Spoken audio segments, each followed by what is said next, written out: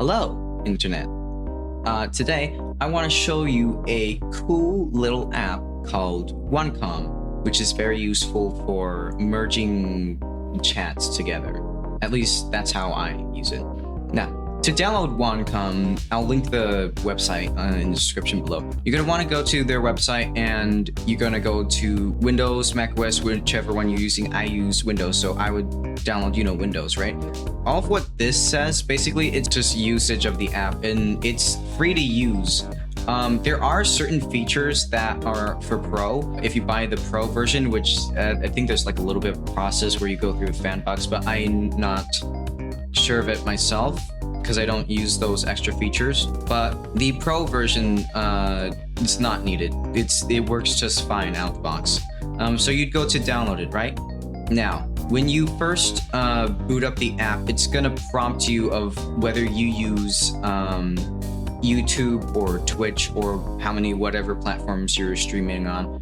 I stream multiple, so I chose YouTube and Twitch. And then you're gonna be logging into both YouTube and Twitch. Now, the reason why you'd want to log on to Twitch, I think, is for like members only streams or like if you're restricting the chat. And the same goes for YouTube. If you're doing like a members only stream, you're gonna want it to be only you're gonna want to log in so the chat is able to function properly. And then after that, you should be able to so first of all, let's disconnect both of these. What you can do, you can add other stream things as long as you have like the URL for like the chat. So like you can add other users that you're collaborating with.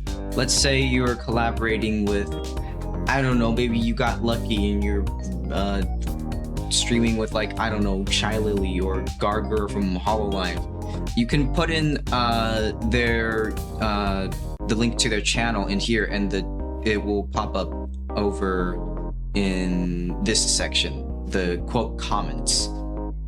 I'll remove that since I don't need it extra for now.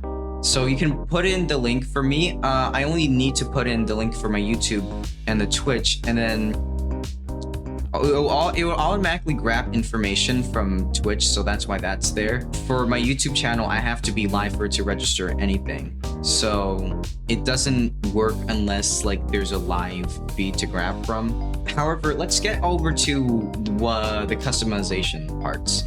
So basically you have all these different options that you can choose from, We have pop chat, right, retro, all this different stuff. I am using Slim. You can click template editor to change how you want the format to look. Now, when you open template editor, it's gonna pop that open. Depending on what version you're using, you'd click one of these, but you're probably gonna be using the latest, so we do the latest. What I have set like Slim. I'm gonna do, not that, oops. I shouldn't need to translate too much. I think that should be fine. Yeah, so all of these here, basically it's just like how do I explain? Oh, so the fonts, you can change what font you're using. I prefer to use M+1 code. I think that's the one I have set. It might be different. You can just click through them, try the different ones, see how they look. I have comments going from like bottom to top because that's how they're formatted visually on my screen. And then left and right, I'm not sure what that's about. It's best to just leave all the default settings aside from like, if you want to change the icon size, badge size, name size, the colors of the text, how large the bold is on the chats. But after you customize it, you would click this, you would Control V or Command V if you're on Mac, and you're going to copy that CSS into a browser. Now I'm going to go to the intermission screen real quick because I need to be careful when opening the actually, I didn't even get to the actual part of how you even add it to OBS. So what you do, you'd click this button, open in web browser, because I don't know why drag and dropping it doesn't really work. At least not for me. So you'd go like open in web browser. Now that thing opens a local website that's running on your device, and it will have your IP on it. So I'm gonna do this. I don't want my IP to be shown, so I'm just gonna be careful when scrolling into it. So then here you'd open like, you know, a new browser source for like OBS or whatever you're using that can register browser sources. You'd set up your width, height, and you'd paste your custom CSS here so it's formatted the way you want it to look. Though with the width and height, you might have to mess around with it because that will like change the size independent from whatever you already have set. And it can be a little janky sometimes. So let's say I go back to the app and then I go to dummy commenter. Now, let's say I do test user and I just put in random thing. So we have one from YouTube and we have one from Twitch. And then we'll see how that looks over on the chat side. So I go back to intermission and you see the chat here, it's working. I can also go ahead and clear comments when I'm done. And then go back, boom, they're gone, they were never there.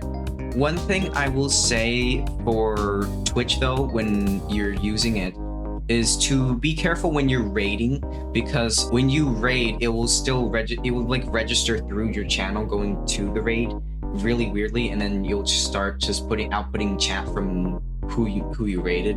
It's really weird. So when that starts happening, you just disconnect and reconnect it, and it just works again. In terms of multi-streaming, I guess I will probably just explain a little bit about that. I'm using something called Atom. It's really simple to use. I just have the main canvas and then I have the outputs that I want to have. Oops. Cancel. I didn't mean to remove the Twitch one. You can add an output and I have the main canvas. The main canvas is set to YouTube and then I have another one set to Twitch. And then it works as simple as that. Other than that, there's not really much else I guess I could explain. So if you guys have any questions about how other parts of the app works, I guess I could probably explain that in the comments. Share this with anyone you think that would need this information, because honestly I just figured this out on my own, and I think this would be helpful to those trying to figure out multi-streaming and trying to get a good multi-streaming chat. And so far the only tutorial I'm aware of that is from the actual company is in Japanese and slightly obscure, so yeah. I hope you guys have a good rest of your day, and I will see you guys in the next video or whatever. Bye bye.